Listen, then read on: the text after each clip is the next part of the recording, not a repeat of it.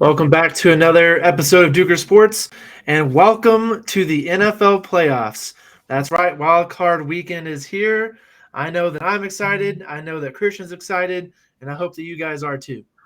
So today we're going to be giving our Wild Card Weekend preview, and so we're going to tell you who's going to win the games, and we're even going to tell you the score. So you're not going to want to miss this. Christian, are you ready? I'm ready to lose money on bets that I placed. I'm, That's what the playoffs are. The pretty much that's half the fun, right? right? Yeah, no, not for my wallet, but I'm like 0-52, so I'm about ready to go like 0-58. So here we go. There you go. It's going to be a good weekend for it. So the first game on the slate for this weekend is today. The game's starting in about an hour from the time that we made this video, and it's going to be the Seahawks at the 49ers. I'll let Christian go first. Sure. So Seahawks 49ers. I'm predicting Seahawks 17, 49ers 34. I think the 49ers are the best team in football. I think them having a home field advantage and having the best roster top to bottom, in my opinion, really puts the Seahawks at a disadvantage. I see this as a 17-point blowout. And it might give or take, three points here or there, but I think this is going to be an onslaught. That is quite the prediction. I think that anytime division rivals play each other in playoffs, the game's closer than you'd expect. And that being said, I still have the 49ers. I've got them winning by 11. I've got it 24-13. And now these two teams have already played each other twice this season. The first time they met up, the 49ers had Jimmy Garoppolo starting at quarterback. They did not have George Kittle. They didn't obviously have Christian McCaffrey. That trade hadn't even happened yet. And they destroyed Seattle. They won by 20, 27-7. They played again week 14, and they had basically the current team that they have right now, but they didn't have Deebo Samuel. And that game they only won 21-13. So it was an 8-point victory. Deebo will be back for this game. Brock Purdy's been playing lights out, but so I do think the Niners are going to win this game. I don't think it'll be quite 17 points. I think the familiarity between the two teams will keep it a little bit closer than that. But yeah, definitely taking the 49ers. They're one of the best teams in the league. Nice. Guess we're moving on to the Chargers versus Jaguars. Jaguars being the home team. I've got this one being a close one. This one could go either way for me. I've got two quarterbacks rising to stardom. Justin Herbert and Trevor Lawrence, both incredible athletes and incredible quarterbacks at their position. Tons of success on both ends. Herbert stats wise, Trevor Lawrence in college and in high school. I don't think he's ever lost on a Saturday before. I think he's completely undefeated. That counts high school and college. So I have the Jaguars winning 30-27. Mike Williams being out, I think, is a huge loss for the Chargers. Brandon Staley, I kind of deserves the criticism for not resting his players on week 18. So I think this comes back to bite him. I don't think that they can overcome that loss. So I'm picking the Jaguars 30-27. First of all, I did not know that Trevor Lawrence stat. If he's never lost on a Saturday, that is insane, considering the fact of how many college games he played. But yeah, I agree with you. I also think that the Jaguars are going to win this game. I think it's going to be extremely tight. This game, to me, was one of the toughest ones to decide. Um, there was one other one that I think was pretty tough. We'll get to that later. But I think the Jaguars are going to win this game for a few reasons. Number one, yeah, I think Staley deserves a criticism, not only for playing his starters in a game that meant nothing to their playoff positioning, but also because, quite frankly, the Chargers have not looked as good as anyone thought that they would, I think, this year. I actually had the Chargers winning the AFC West going into the season. I thought the Chiefs had a lot of changes on the roster, and I thought that maybe they'd get out to a little bit of a slower start. I definitely thought the Chiefs would still make the playoffs, but I thought the Chargers would be able to win the division this year. They did not win the division. They did win 10 games, but it took several wins right at the end of the year to even get to that point. And I don't think the Chargers are playing that well going into the playoffs, whereas the Jacksonville Jaguars have won 5 straight, and they're one of the hottest teams in the league. They actually played earlier this season. I'm trying to look and see. I think it was week 3. The Jaguars beat them 38-10. Now that being said, that was a long time ago.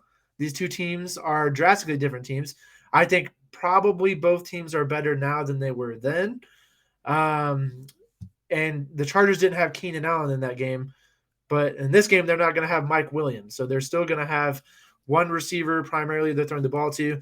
Now I would take Keenan Allen as that number one receiver instead of Mike Williams, but I really think that the Chargers need both in order to win this game. I've got Jacksonville winning 24-23. And one last note on this: when they played each other in Week 3, that was actually the game that both Rashawn Slater and Joey Bosa got hurt Wow. and missed most of the season. But Joey Bosa is going to be back. Rashawn Slater obviously out for the season. Nice. I think right now we both are having the same teams win. So I'm moving on to Bills Dolphins. I've got the Bills winning 31-20. I don't think this is going to be a fun game for Miami. As we can see, Skylar Thompson is starting at quarterback. I think the Bills are, top 3 roster in football. I think Josh Allen is one of the best playoff performing quarterbacks. Of all time, really, the statistics are showing that. So I think he obliterates the Dolphins' secondary, and I think they are able to establish the run with Josh Allen and with James Cook and Devin Singletary. I think they're going to get Nyheim Hines the ball more, especially with his 2 explosive kickoff returns last week. And I think they're going to try and find some space to get him the ball out in the open, let him make some plays. So this is another one of those games where you're going to see two teams play each other for the third time. So far, all of these teams have already played each other this season, so I think that's interesting. I also have the Bills winning, and I think it's going to be even bigger blowout than what you just said. I think it's going to be Bills 30, Dolphins 10. There's a few reasons for that. So they played each other twice. The Dolphins actually did win the first time these teams played, but Tua Tagovailoa was the quarterback in that matchup. They won that game 21-19. They also played a few weeks ago. Tua was also the quarterback in that game. They lost that game 32-29. When Skylar Thompson plays, this team, or starts at least, this team has had a hard time putting up points. Now, he has started back-to-back games going against the Jets defense. The Bills defense is, I would say, at least comparable to the Jets. The Jets did have a great defense this year, but they can't put up points, and I don't think they're going to put up points in this game. This is also going to be a cold weather game where the Dolphins have lost 9 straight in cold weather games. The Bills have been here.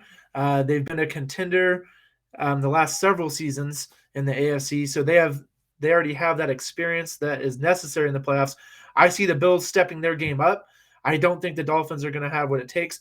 They're also going to be missing Raheem Mostert in this game. They're also going to be missing Liam Eichenberg. The other offensive linemen playing, a couple of them are banged up. I think this is going to be an absolute onslaught, and I think the Bills are going to just run away with this game. Well, that's some cogent analysis from Mr. Dueker himself. Moving on to Giants Vikings, I've got this one being uber close. I could see it, just going down to the wire last few seconds of the game. Vikings have been known to be the cardiac Nords. They have been winning close game after close game this season, usually by last minute field goals. I see that streak continuing this week. I don't think the Giants have the firepower to keep up with the vaunted Vikings offense. I think Justin Jefferson gets the ball. I think he gets maybe 15 targets this game. I think Dalvin Cook gets 20 touches. And I think this offense continues to roll. I'm concerned about the Vikings defense. I don't know if they'll contain Saquon Barkley. I call Saquon LaDainian Tomlinson 2.0 souped up LT because when he plays, he's an animal. He's got all the physical attributes, and he's hard to stop, especially when that Giants offensive line is playing well. But I don't think Daniel Jones gets it done. I don't think they have the firepower to match the Vikings or overcome the Vikings' offensive firepower. So I'm picking the Vikings 28-27. So I actually agree with you. I thought a few years ago Saquon Barkley was one of the best running backs that I've ever seen.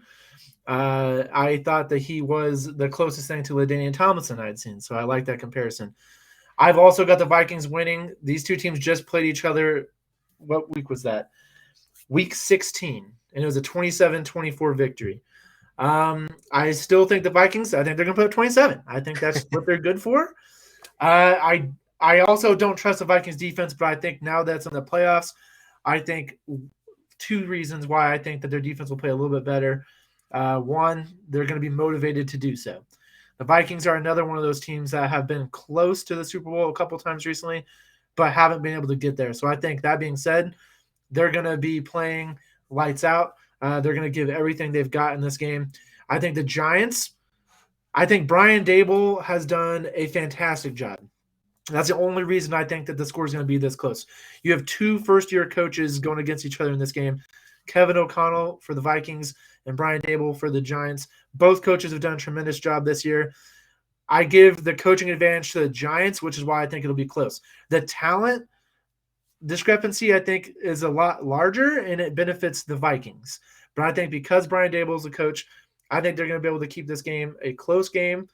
I don't think they have enough talent to win this year. I still think they're at least a year out. They need to get some receivers for Daniel Jones to throw the ball to and to open up the run game a little bit more.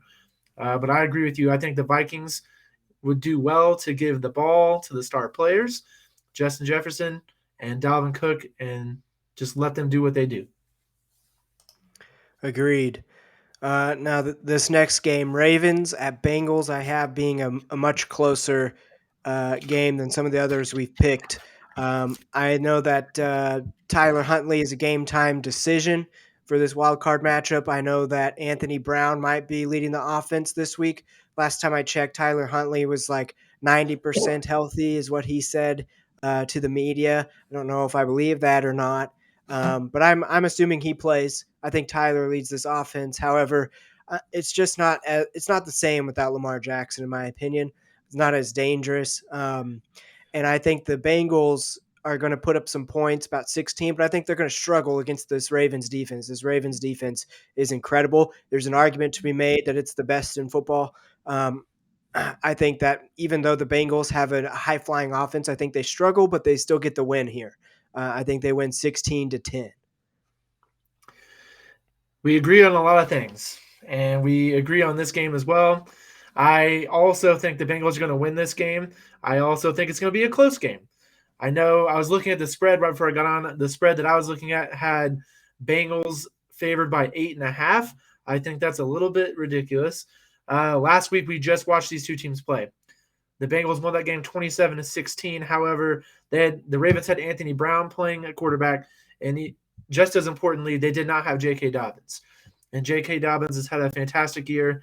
The first two times these teams played, the Ravens actually won the game 19-17. Now, that was with Lamar Jackson, but I think Tyler Huntley will play in this game. I know he's a game-time decision, but I think he's gonna give it a shot, really. I think he's going to go out there. He's going to see how he feels in the game. If he's 90%, I'll take that over Anthony Brown because Tyler Huntley, I'm not a huge fan of his. I don't think he's that great of a player. I can't believe he's a Pro Bowl reserve. I don't think he did anything to deserve that.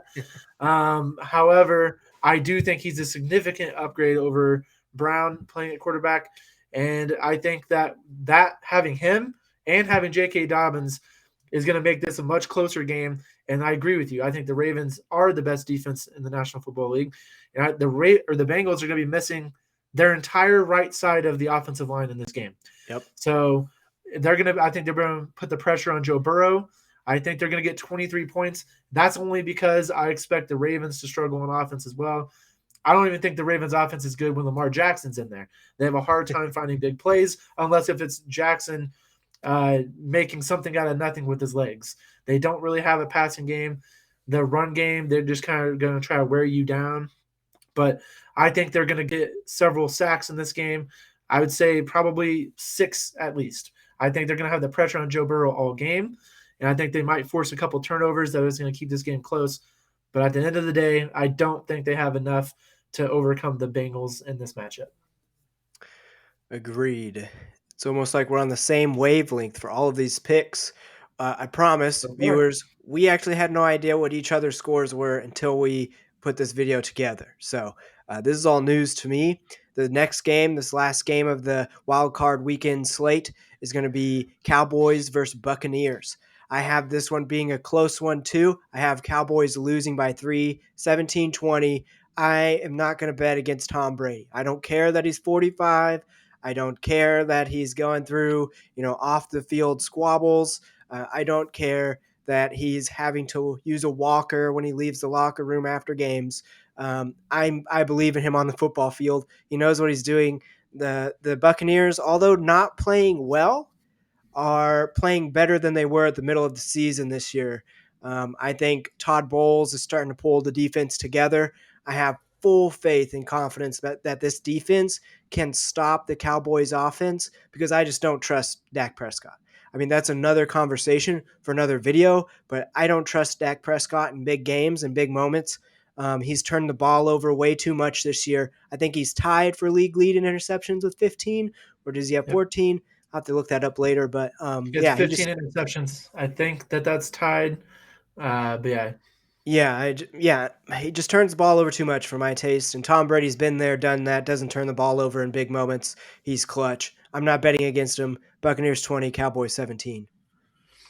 So I surprised myself whenever I put together the score prediction. I had the Dallas Cowboys winning this game all week. I did a little bit more research today, and I'm like, no, I changed my mind. I'm going with the Buccaneers. For some of the reasons I'm doing that are similar to yours. Some of them are a little bit different. So number one, I agree with you. Tom Brady is the greatest quarterback of all time. He's probably the greatest football player of all time. He knows how to win, and he definitely knows how to win in the playoffs. And that being said, you're talking about you're not going to bet against Tom Brady. Well, equally, I'm not going to bet on Dak Prescott because Dak Prescott has not proven capable of winning in the playoffs.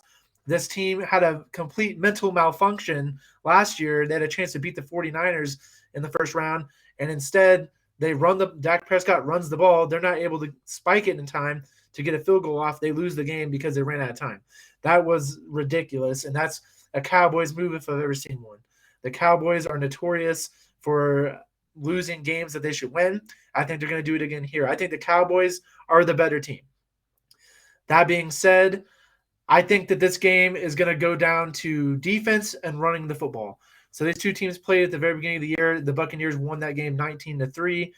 I think that again, the Cowboys maybe have improved since then. I would at least say that they're more explosive in terms of generating big plays on both sides of the ball. The Buccaneers, to me, they're about the same team. I don't think either of these teams look good going to the playoffs. The Cowboys just got destroyed by the Commanders in an embarrassing loss to end the season. The Buccaneers lost to the Falcons. Yeah, I know that they rested their starters in the second half, but they didn't look good in the first half either, and that was with the starters in. The Buccaneers have actually lost 3 of their last 5 games entering this week. Their only 2 wins were against the Cardinals and against the Panthers. Both of those games, 1-possession games. The Cowboys are definitely better than both of those teams. So the Buccaneers are going to have to play better this week. And for the Cowboys, they're 2-2 in the last 4 games entering the playoffs. They gave up 40 against Jacksonville in a loss. They beat the Eagles by 6, but that was with Gardner Minshew at the starting quarterback. And I do think that was one of the best games of the year. The Cowboys' offense looked great, but their defense, primarily the secondary, looked like trash. And they also beat Tennessee by 14. And I don't necessarily think that the game looked like a game they won by 14. I thought it was a close game. They did get the victory, but that was with Josh Dobbs starting at quarterback. And then, like I just said, they got destroyed by the Commanders in a third-string quarterback last week. So I think the key to this game is establish the run game. I think that the Cowboys have the benefit in terms of offensive talent and running the ball. They have better running backs and a better offensive line. However, I think it's going to come down to defense, whereas the Buccaneers have the 15th ranked run defense in the league. The Cowboys only have the 22nd. So I think that they're going to be able to run the ball. And then I think Tom Brady will be able to maximize on mistakes made by the Dallas Cowboys secondary. And I think that's the biggest thing. I saw it when the Eagles played them this year. Trayvon Diggs falls for double moves left and right. The rest of that secondary is pretty inexperienced. And Tom Brady is as experienced as you can get. So I think that the Buccaneers are going to be able to capitalize on the mistakes that the Dallas Cowboys make. And even though I think the Cowboys are the more talented team and the better team, I'm actually switching my pick, and I have the Buccaneers winning this game 20-16 on Monday night. Wow, I think we picked every single team was the same. Yeah, I agree with you. It's amazing to see how the NFL has sort of adjusted to the Trayvon Diggs route jumping. He had 11 interceptions last year. This year, I think he only has 3. So it's like the NFL learned that this guy he's greedy. He's going to jump routes. He's ambitious, so they take advantage of it. And I think this game is probably my number one game to watch. Second is Jacksonville Chargers. I think those are going to be the two most exciting games today and tomorrow And Monday. and Monday. Actually, yeah, Buccaneers play Monday. Yeah, I actually think that all of these games, I think this is going to be a great wild card weekend. I think it's going to set up an even better divisional round. But I think every game is going to be pretty close, except for the Bills and the Dolphins. Obviously, I think that's going to be a blowout. But like I said at the beginning of this episode, I'm excited. Christian's excited. I'm looking forward to a weekend of football. And I hope you guys enjoy the games this week as much as we do. And we're going to be back next week, probably Monday and Wednesday. We're going to recap the wild card weekend, and we're going to preview the upcoming divisional round. So definitely stay tuned. We've got some great content coming your way.